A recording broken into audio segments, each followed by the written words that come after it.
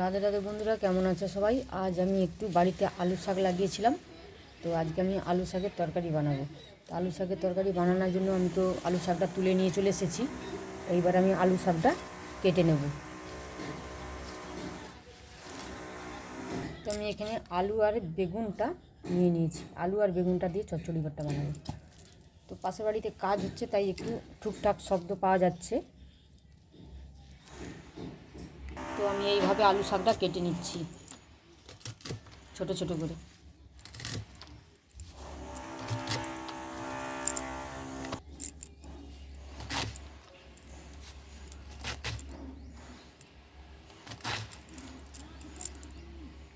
তো এখানে আমি শাকটা কেটে নিয়েছি। এবারে আলু আর বেগুনটা আমি কেটে নিচ্ছি। তো আপনারা চাইলে শাক ভাজাও খেতে পারেন, ডাল দিয়েও খেতে পারেন। আমি আলু বেগুন দিয়ে চচ্চড়ি করছি, তাই আপনাদের সঙ্গে শেয়ার করছি। বেগুনটা আমি এইভাবে কাটছি,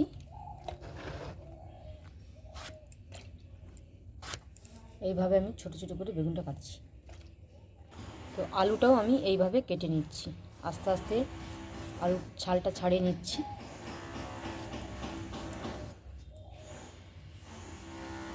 তো আলুর ছালটা আমার ছাড়ানো আছে, আমি এইভাবে আলু ভাজার আলুর মতো কেটে নেব। তো আলু ভাজার আলুটা যেমন সরু সরু করে কাটি, সেটা একটু মোটা মোটা করে কাটবো।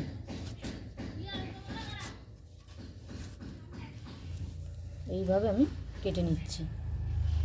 তো আলুটা আমার কাটা হয়ে গেছে। আমার কাছে কয়েকটা সিম পড়েছিল, তাই ভাবলাম সিমটাও দিয়ে দিই।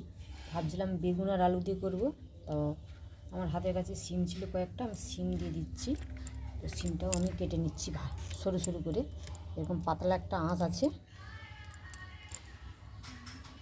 এইভাবে ছোট ছোট করে আমি কেটে নিচ্ছি এইভাবে। তো শাকটা আমি এখানে ধুয়ে নিয়ে চলে এসেছি, আর এখানে সবজিগুলো ধুয়ে নিয়ে চলে এসেছি। দেখুন, সিম, আলু, বেগুন, পেঁয়াজ, কাঁচা লঙ্কা আর ধনে পাতা নিয়েছি আমি। তো রান্নার কাছে এবারে চলে যাচ্ছি। আপনারা প্রথম থেকে শেষ পর্যন্ত দেখতে থাকেন আমি রান্নাটা কেমনভাবে করছি। তো আমি এখানে উনানটা জেলে উনানের মধ্যে কড়াটা বসিয়ে দিয়েছিলাম। কড়ার মধ্যে আমি কয়েকটা বড়ি দিয়ে দিচ্ছি, 6-7টা বড়ি দিয়ে দিচ্ছি আমি। তো বড়ির মধ্যে আমি একটু তেল দিয়ে বড়িটা ভেজে তুলে নিচ্ছি লাল করে। তো বড়িটা আমার লাল করে ভাজা হয়ে গেছে, আমি এবারে নামিয়ে নিচ্ছি। তো বড়ি ভাজাটা আমি নামিয়ে নিয়েছি। ওই তেলের মধ্যে আমি একটা শুকনো লঙ্কা কেটে দিচ্ছি, একটু 5 ফোড়ন দিলাম, পেঁয়াজ, চেরা কাঁচা লঙ্কা। তো পেঁয়াজটা আমার ভালো করে ভাজা হয়ে গেছে। এবার আমি কেটে রাখা প্রথমে আলুটা দিয়ে দেবো, তারপরে বাকি সবজিগুলো দেবো।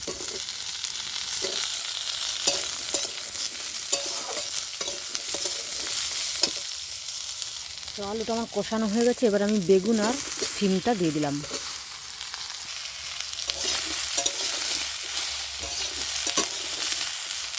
আলু, বেগুন, সিমটা আরেকটু আমি ভালো করে কষিয়ে নেব। সবজিগুলো আমার ভালো করে কষানো হয়ে গেছে। এইবার আমি একটু নুন আর হলুদটা দিয়ে দিচ্ছি।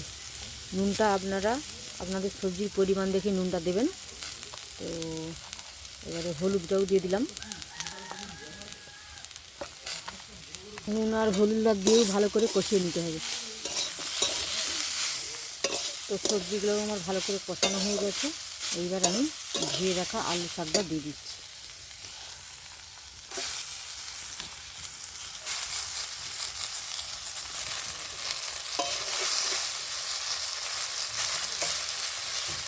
তো দেখুন, শাকটা আমার অনেকটাই জোরে একটুখানি হয়ে গেছে। এবার আমি একটু ভালো করে নাড়াচাড়া করে ঢাকনা দিয়ে দেবো।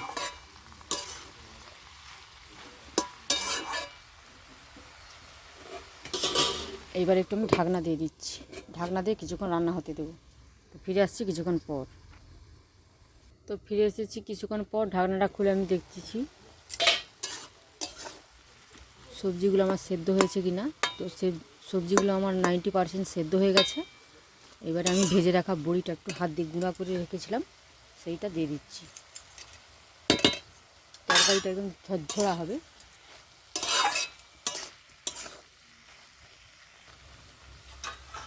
তো এবার আমি ধনে পাতাটাও দিয়ে দিচ্ছি। ধনে পাতাটা দিয়ে আমি ভালো করে একটু নেড়ে চেড়ে ঢাকনা দিয়ে দেবো। তো ঢাকনা দিয়ে কিছুক্ষণ রান্না করলেই আমার শাকটা রেডি হয়ে যাবে, আমি তারপরে নামিয়ে নেব।